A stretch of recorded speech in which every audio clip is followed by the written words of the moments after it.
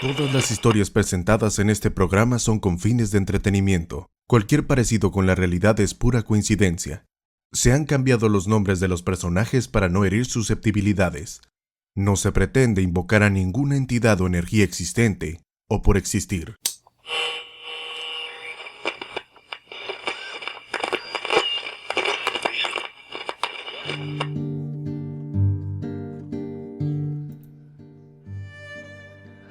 Hola, almas errantes. Desde los rincones más oscuros y tétricos del desierto, de entre las sombras, salgo esta noche para compartir contigo varias historias que llegan a mí a través del viento nocturno. Soy la cronista nocturna y te acompañaré hoy. Te advierto que lo que escuches te puede helar la sangre y cambiar la percepción que tengas sobre dónde reposan los cuerpos que una vez vivieron en cuerpo y alma en esta tierra. Los cementerios. En estos lugares llenos de tumbas, flores y tierra recién removida, hay historias que a veces son desenterradas. ¿Quién se atrevería a profanar los lugares sagrados de descanso? Pues en esta historia de un pequeño pueblo, la tradición del Día de Muertos se convierte en una búsqueda de la verdad. Vamos a descubrir qué se esconde detrás de las tumbas vacías, en voz de Bela Quiñones.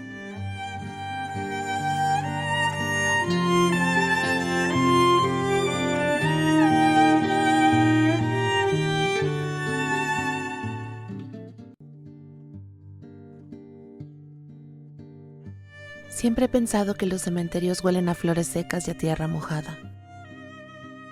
Quizás porque el de mi pueblo eso huele. Cada año vamos a visitar a mi tata Dionisio en el aniversario de su muerte, el 2 de noviembre, el merito Día de los Muertos. En México, la celebración del Día de los Fieles Difuntos es una tradición muy arraigada y en mi familia no es la excepción. Desde días antes, el panteón se llena de gente que repara las tumbas y limpian a su alrededor. Además, ponen coronas de listones y flores frescas.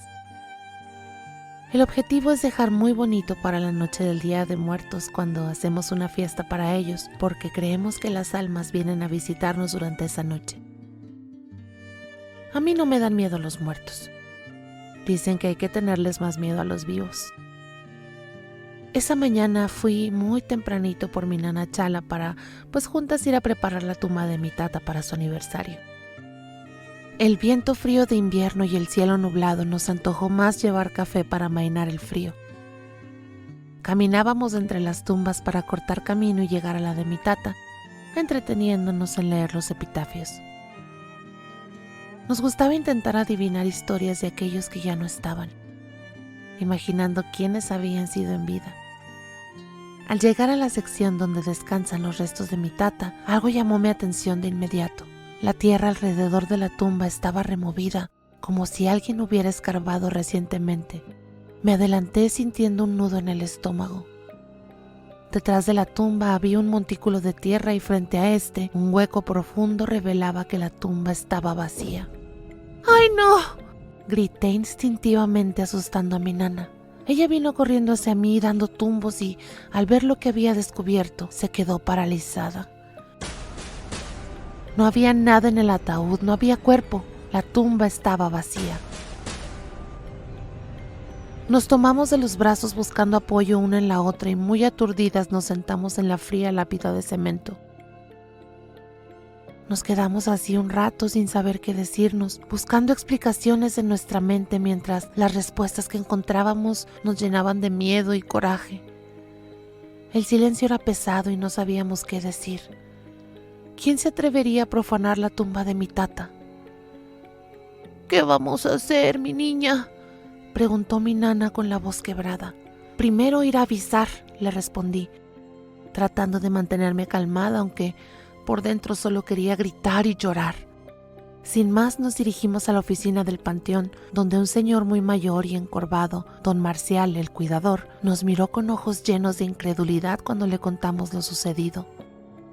No lo puedo creer. Nadie ha reportado nada, dijo mientras revisaba papeles con las manos temblorosas. Pero esta no es la primera vez que pasa algo así. El mes pasado encontraron otra tumba vacía en la parte norte. No solo fue esa, otras 3 también aparecieron abiertas y vacías. Esas palabras nos helaron. Algo muy malo estaba pasando en ese panteón. Más tarde mi primo Juan vino a ayudar. Mientras inspeccionábamos la tumba, notamos algo muy extraño. Unas huellas medianas cerca del borde del agujero. No eran huellas de personas, parecían las de un animal, pero estaban tan profundas que no lográbamos entender qué criatura podría haber dejado esas marcas. No parecen de un animal común, dijo Juan. Lo más raro es que estas huellas vienen del interior de la tumba. Esa noche decidimos quedarnos vigilando el cementerio. Había algo en la atmósfera que nos ponía nerviosos, como si el lugar estuviera cargado con una energía que nunca habíamos sentido. Después de la medianoche, escuchamos un sonido extraño, como un rugido que parecía provenir de las tumbas. El sonido se mezclaba con un murmullo, como si muchas voces hablaran al mismo tiempo por todos lados, pero no veíamos a nadie. De pronto vimos algo que se movía. Era una figura muy grande que caminaba lentamente entre las tumbas. Era casi del tamaño de una persona, pero cubierta de pelos negros, cortos y parados. Parecía un gato montés gigantesco. Pero algo en su forma no era natural. Juan lo siguió con la linterna y la criatura, al darse cuenta de nuestra presencia, desapareció, dejando un rastro de humo amarillo brillante que nos cegaba los ojos. «Esto no es normal», dijo Juan muy asustado. «Esto tiene que ver con lo que nos contó don Marcial sobre los antiguos ritos». De inmediato recordamos a doña Yoya, la curandera del pueblo. Ella había luchado contra los brujos que profanaban las tumbas muchos años atrás y se decía que los había convertido en gatos monteses para que nunca más pudieran molestar a los muertos. Al día siguiente fuimos a buscar al padre Alejandro. Cuando escuchó nuestra historia, asintió con gravedad. Doña Yoya estaba al tanto de esos brujos, explicó con paciencia. Ella los maldijo para que sus almas quedaran atrapadas en esos cuerpos de animales, incapaces de volver a ser humanos. Pero al parecer algo pasa para que ellos despierten de esa antigua maldición. Aunque teníamos mucho miedo, le preguntamos qué podíamos hacer nosotros. No va a ser fácil, respondió el sacerdote. Pero pueden intentar romper el ciclo. Las tumbas que están siendo profanadas es porque esos brujos buscan liberar sus almas de esa manera. Ustedes deben sellar las tumbas y detener sus rituales. Si se dejaron ver por ustedes, solo ustedes pueden detenerlos, sentenció. Nos quedamos hasta el amanecer buscando la forma de sellar las tumbas con tierra, sal y unas oraciones dadas por el padre Alejandro. Estaban en otro idioma y apenas las podíamos leer. A cada paso que dábamos sentíamos miradas sobre nosotros. De pronto, entre las hojas de los árboles veíamos luces amarillas moviéndose del lugar como ráfagas o unos ojos viéndonos que nos ponían la piel chinita. Recorrimos todas las tumbas que habían sido profanadas haciendo el mismo ritual. En cada una y en cada momento sentimos que no estábamos solos. Nos seguían observando. Fue terrorífico, pero debíamos hacerlo. Finalmente, al sellar la última tumba, nos sentíamos ligeros, relajados y nos tumbamos sobre la tumba de mi tata a descansar. Ya no sentíamos las miradas que nos observaban.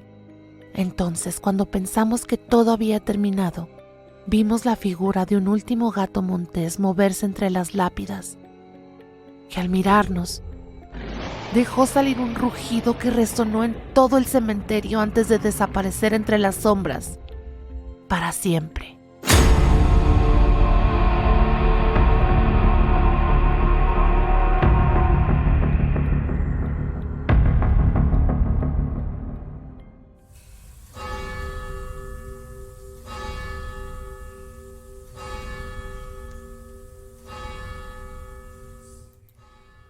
Gracias por continuar con nosotros en Relatos del Desierto y también por todos los mensajes que envían a través de la página www.reileterradio.com.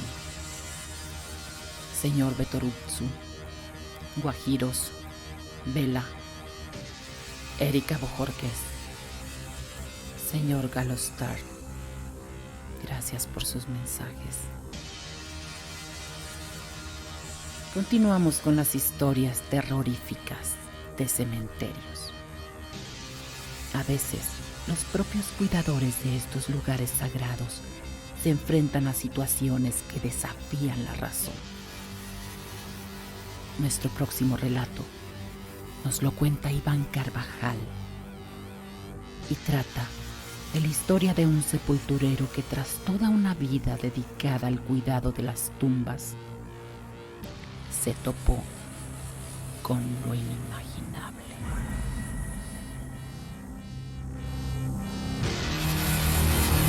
Don Luis se dedicó desde muy jovencito al oficio de sepulturero en los cementerios del pueblo que lo vio nacer, San José de las Casas Viejas.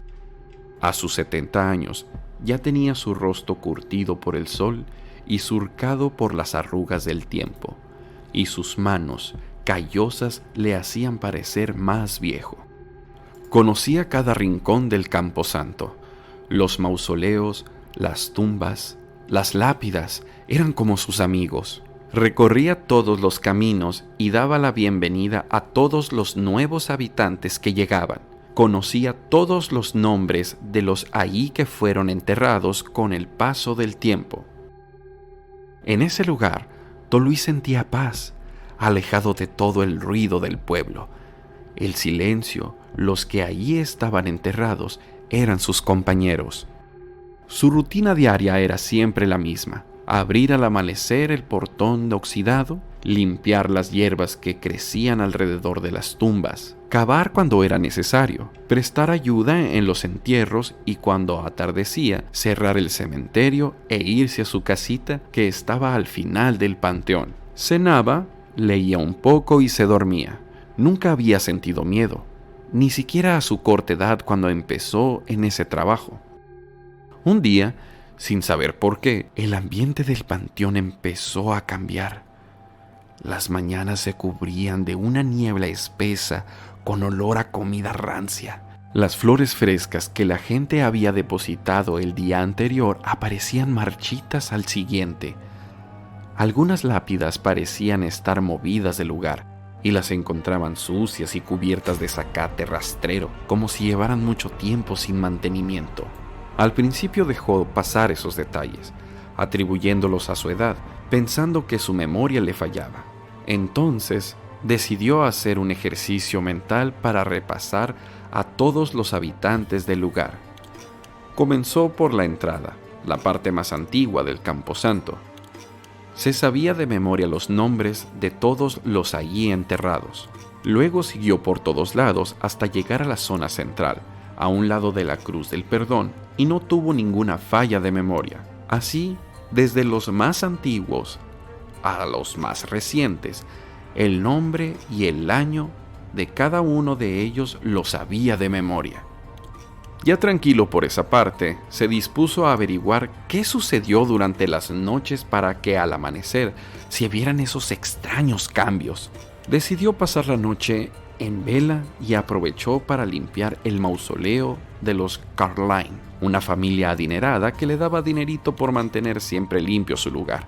Se puso manos a la obra, tallando cada parte del metal del sitio, lavando las ventanas y puertas hermosas de aquellos vitrales traídos de Europa.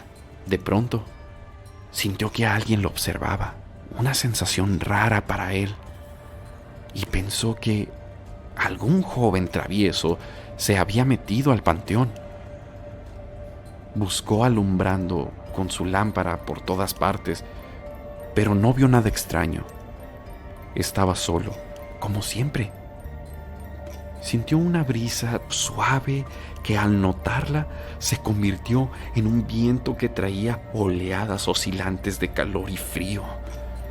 Cerró inmediatamente el mausoleo y caminó entre las tumbas hacia el centro del lugar. Los pocos árboles se movían al compás de ese viento y sus ramas parecían querer refugiarlo, extendiéndose como brazos para arroparlo. En el cielo se formaron unas nubes negras que con el reflejo de la luna tomaban formas extrañas que le erizaban la piel a don Luis. Entonces, una de esas figuras bajó como una centella y se posó frente a él. El sepulturero quedó paralizado de cuerpo y mente. Algo en su interior quería encontrar una explicación para lo que estaba viendo, pero no lograba pensar nada. Y la única pregunta que le sobresalió fue: ¿qué es eso? La figura, oscura y que destellaba luces rojas, amarillas y azules, dejaba una estela de colores brillantes a su paso y comenzó a moverse entre las tumbas, deteniéndose en cada una, como observando los nombres. Don Luis se llenó de valor y, haciendo un gran esfuerzo para hablar, atinó a preguntar: ¿A quién buscas? ¿Qué necesitas? La sombra seguía su camino como si no lo escuchara. ¿Te puedo ayudar? En ese momento, como una ráfaga, la sombra se posó de nuevo frente a él.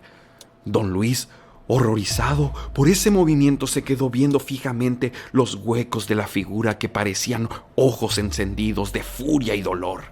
¿En qué puedo ayudar?, volvió a preguntar don Luis con voz temblorosa. El ente resopló con aire caliente que erizó la piel del sepulturero, y un escalofrío recorrió sus brazos, llegando hasta el corazón, y empezó a palpitar más fuerte al ritmo de su respiración, que también se agitaba. No escuchó nada, pero con ese aire caliente que expulsó la sombra tenebrosa, entendió todo. Esa sombra que se había posado frente a él era un alma atormentada que en vida había sido objeto de una maldición lanzada por un hechicero perverso, que lo despojó de su casa, de sus tierras, de su mujer y, lo peor, del descanso eterno. Don Luis no sabía cómo enfrentar aquello, cómo ayudar a ese espíritu que necesitaba trascender y encontrar la paz, abandonar este mundo y dejar de vagar. No sé cómo, pero yo te voy a ayudar, dijo finalmente. Esa noche, don Luis se quedó sentado en el centro del panteón, justo al lado de la cruz del perdón, donde las familias que no podían visitar a sus deudos en otros cementerios acudían a rezar y pedir por el alma de ellos. Sus pensamientos viajaban a través de todos los años de trabajo, buscando en los recovecos de su mente alguna señal que le indicara qué hacer en esa situación y cómo cumplir su promesa de ayudar a esa alma en pena.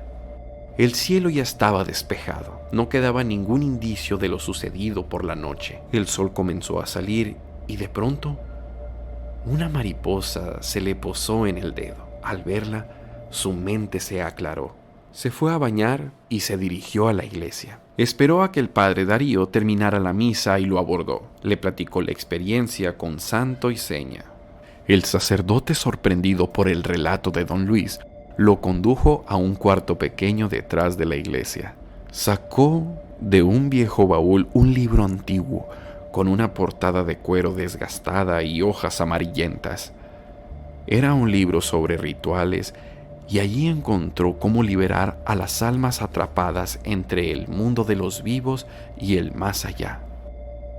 Lo que viste, Luis, es un alma en pena, atrapada por una maldición, como bien dijiste. No puede encontrar la paz hasta que alguien la libere del mal que la retiene, explicó el sacerdote mientras encontraba el ritual que usaría. Aunque don Luis no era un hombre creyente, no tenía mucha fe.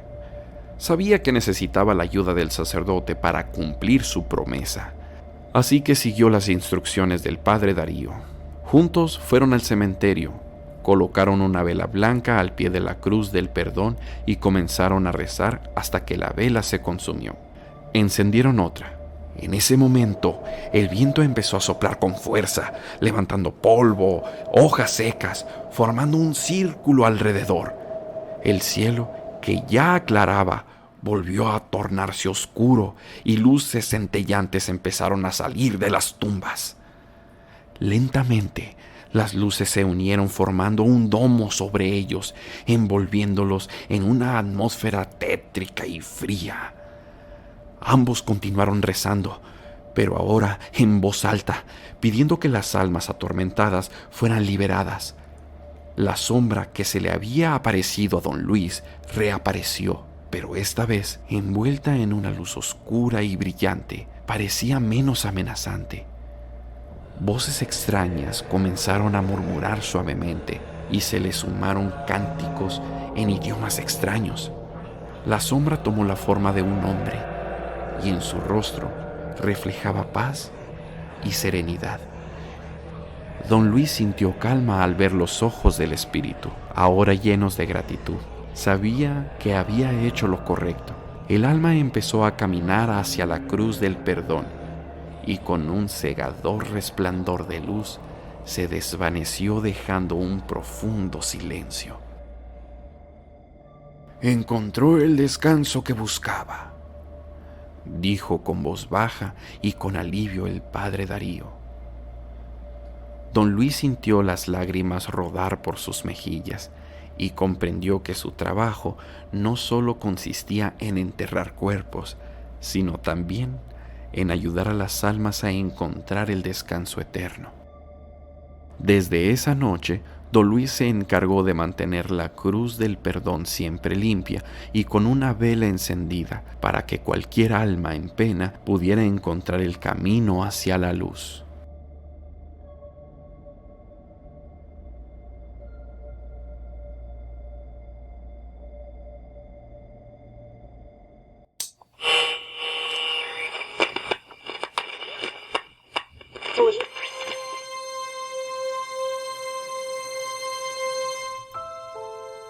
Gracias por continuar en los relatos del desierto. Hay almas enamoradas que están destinadas a estar juntas en vida. Y se han escrito muchas historias de amor. Pero poco se habla sobre las parejas a las que les han impedido vivir en plenitud su destino. Sofía y Eric, dos almas destinadas a estar juntas, pero que en vida no se les permitió. Se conocieron en su juventud, en las calles de un pueblo como cualquiera, con gente como la de cualquier lugar.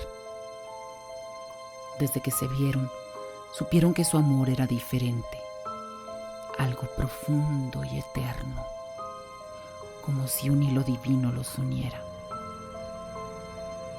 Sin embargo, sus familias divididas por viejos rencores se interpusieron entre ellos, condenándolos a vivir separados. Pasaron muchos años y aunque ambos formaron sus propias vidas, nunca dejaron de pensar el uno en el otro. Se enviaban cartas en secreto, en las que soñaban con un día en el que quizá en otra vida pudieran estar juntos. Pero esta vida no fue amable con ellos. Sofía murió joven después de una larga enfermedad y Gabriel, destrozado, la sobrevivió unos pocos años más. Por una cruel ironía del destino, Sofía fue enterrada en el cementerio de su familia, a un lado sur del pueblo, mientras que Gabriel, por las estrictas tradiciones de la suya, fue enterrado en el cementerio del norte. Estaban tan cerca y al mismo tiempo tan lejos. La historia de su amor se convirtió en una triste leyenda local. Dos amantes que nunca pudieron estar juntos, ni siquiera en la muerte.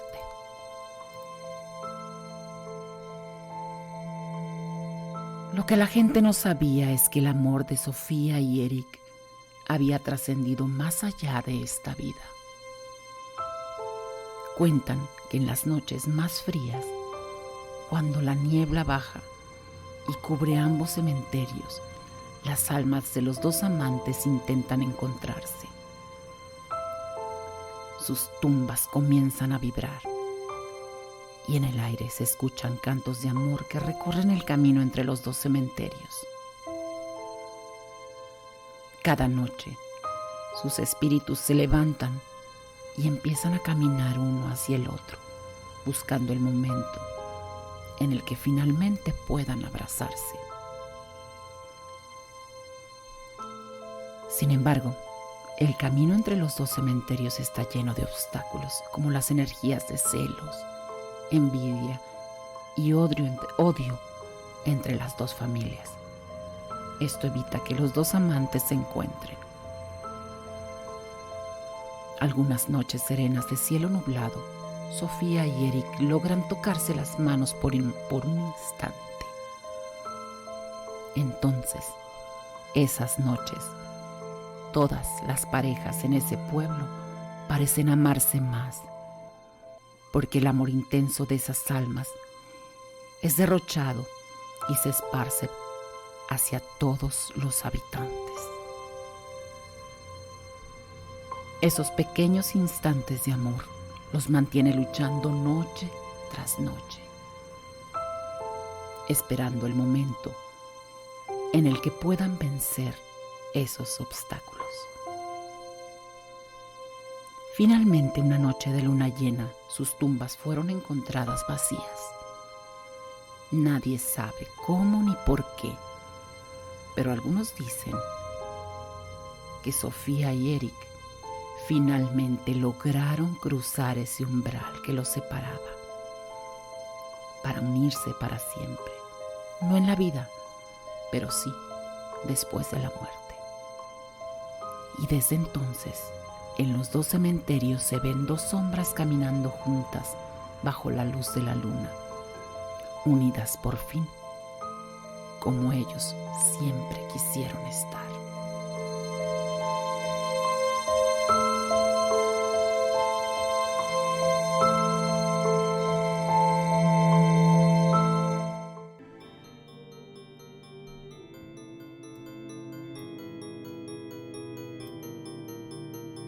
En el corazón de San Gregorio, como en todos, hay un cementerio que está lleno de historias, pero en particular destaca una que aterra a sus pobladores.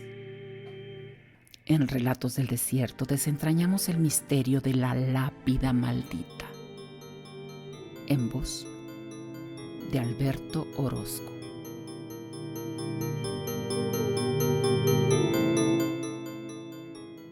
San Gregorio de las Piñas, noviembre 6.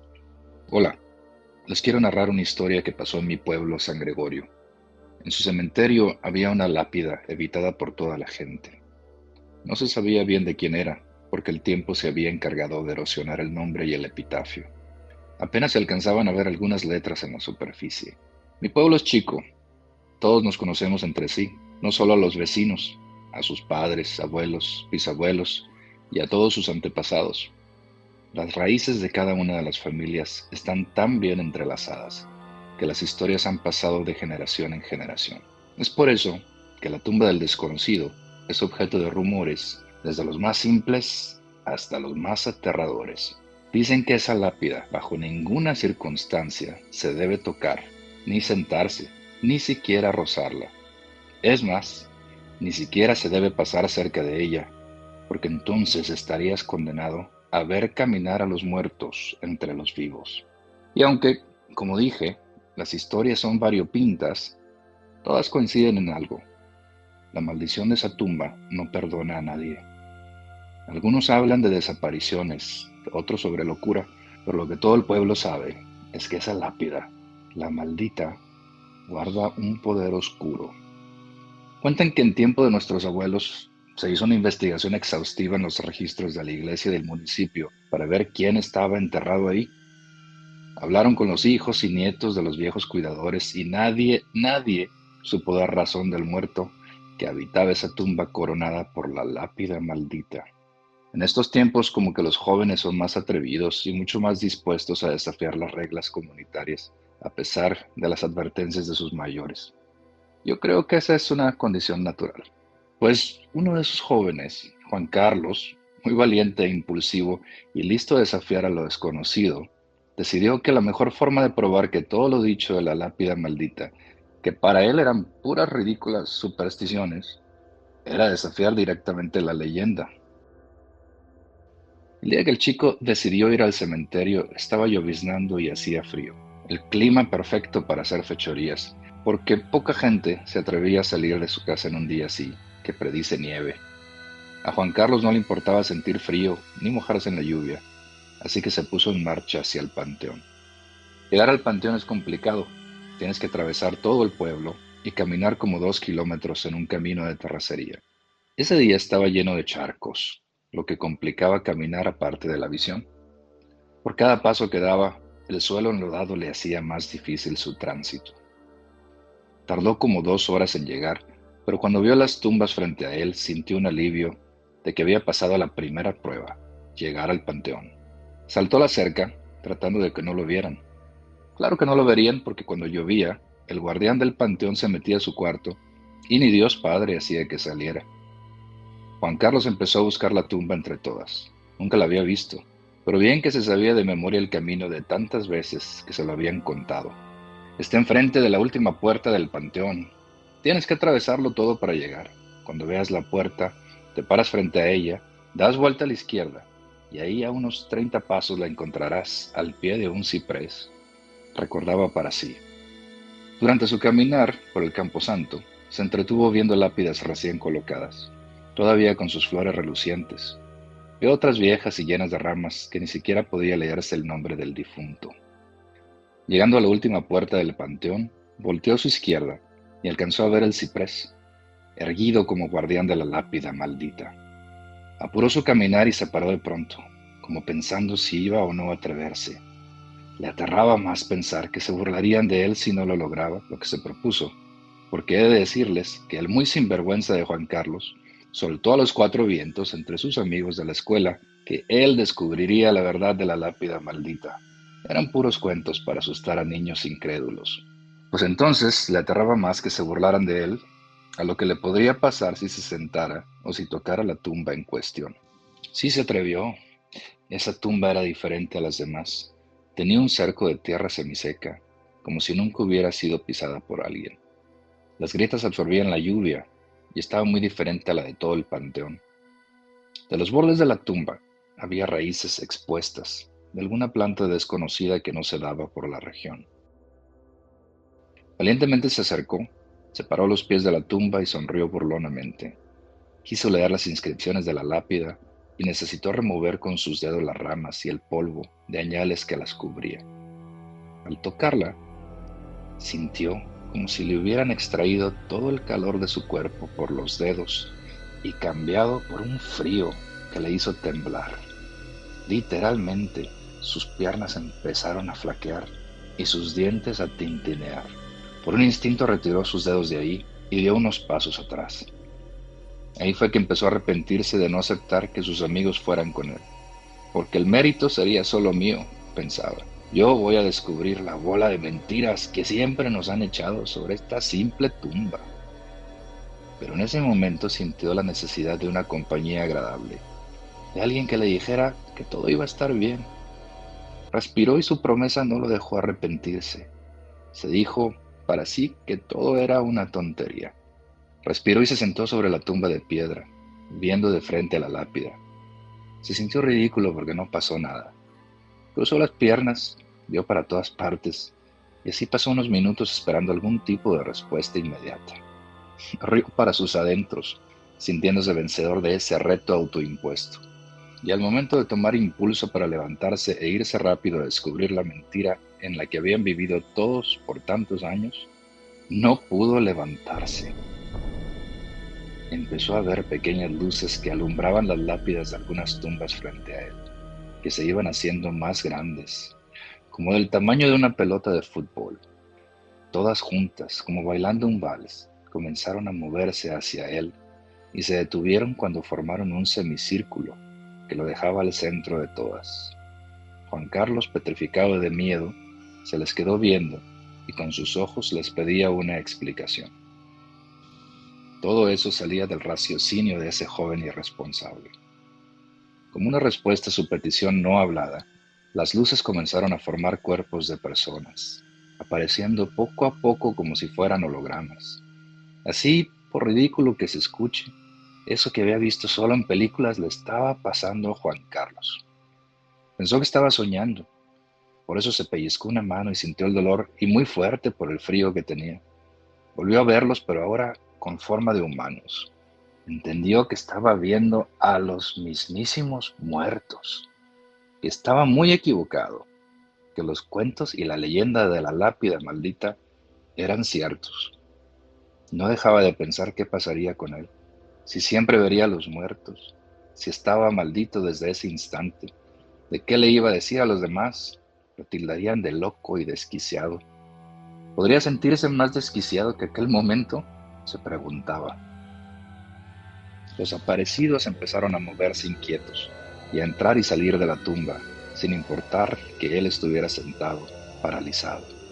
Entraban y salían como celebrando algo, como si estuvieran eufóricos. Se sentía esa euforia en el ambiente, pero el chico solo podía sentir más y más miedo cada vez. Pensó que era inútil correr. Sabía en el fondo que ya estaba preso de la maldición, aunque no entendía si sería solo eso o si él se convertiría en uno más de esos espíritus. Como si hubieran adivinado sus pensamientos, paró la euforia y se quedaron quietos. Uno de ellos se paró frente a él y su figura de holograma fue tomando cuerpo, hasta convertirse en algo que parecía un muerto viviente. Los ojos sin vida de esa aparición se fijaron en la lápida. Entonces Juan Carlos entendió que debía leer. Ahora sí pudo leer bien. Aquí yace un padre, esposo, hijo y hermano, amoroso en vida y valiente en batalla, que dio su último aliento por una causa justa. El muchacho sentado en la tumba fría notó que las luces empezaron a desvanecerse, pero las figuras de los muertos no se iban. Ahí se quedaron mirándolo, en un silencio muy incómodo. De pronto en la mente de Juan Carlos empezaron a pasar historias como si fuera una película. Sí, una por cada muerto que se hizo presente ante él.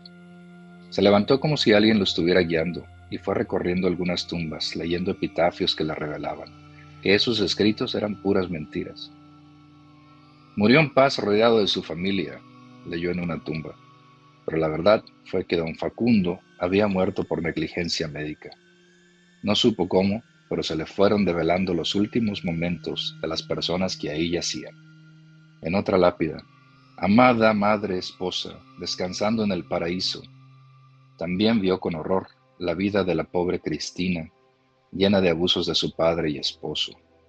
Una a una, las historias les fueron reveladas. Fueron muchos epitafios que escondían verdades dolorosas, e incluso que escondían crímenes de gente que decía querer a los difuntos y que quizá por eso no podían descansar en paz. Los muertos le hablaban a través de su conciencia.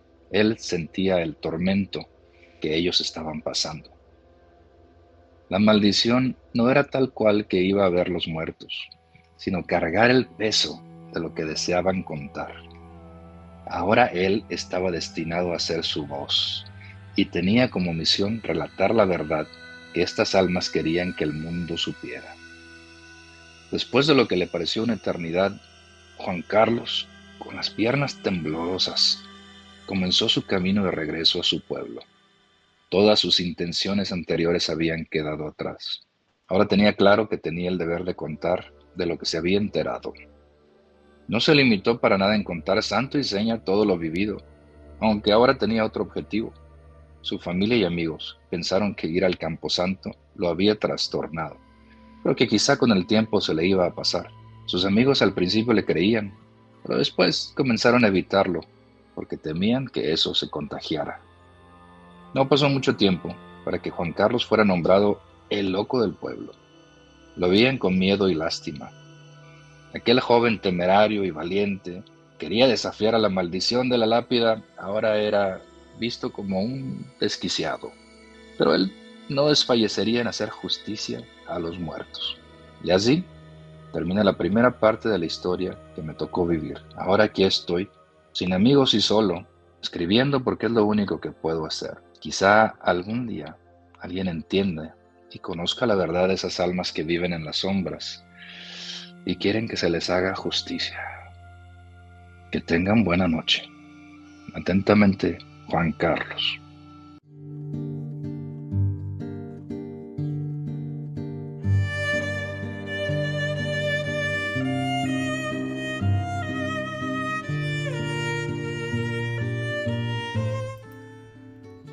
Gracias por esta impactante historia, Alberto. Vemos a gente que a veces pensamos que está fuera de sus cabales y les llamamos locos. Pero no sabes qué historia está detrás de esa locura. Igual y ellos están más cuerdos que nosotros. Y es así como entre tumbas, flores, lápidas y coronas en panteones para nuestros difuntos, nos despedimos hoy de este espacio. Quizá en algún momento esa también será nuestra última morada en esta tierra. Pero lo que nos queda pensar es a dónde va nuestra alma. Un misterio que podremos resolver cuando nos llegue el momento. Mientras tanto, sigamos explorando las historias de los que nos rodean y siguiendo las señales que nos dejan los que ya trascendieron. Gracias por acompañarme esta noche en Relatos del Desierto y darle conmigo sentido a tu insomnio. Descansa en paz, si puedes.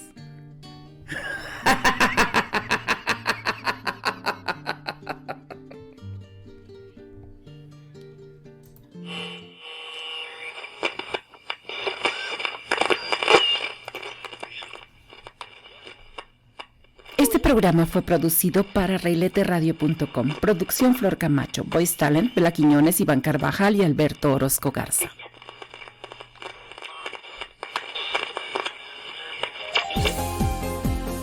Reilete Radio.